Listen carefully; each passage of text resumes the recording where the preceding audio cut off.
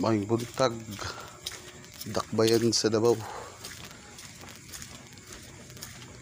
Kung saan tayo rasaran matuta sa mga idol ay paliton. So ibon sa kapispol ng mga lugar, pinakamayong lugar, pinaka-nindot to kaya kayo makita ang basura dyan mga idol.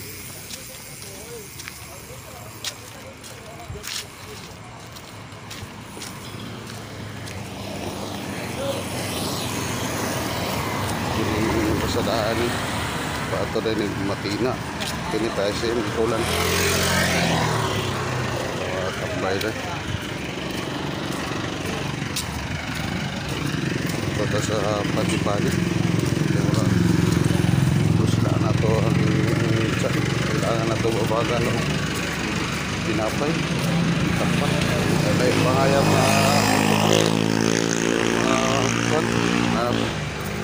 ay buntag. Ngayong gabi mga boss, di ba mo panda sa dalan sa amo ang lugar Davao City, pinaka-safety kita rin mga idol. Kung gusto lang mo suroy bisag asa di palibot sa Davao City safety, bisag ikaw ray gabakta sa anang mga eskinita mga idol.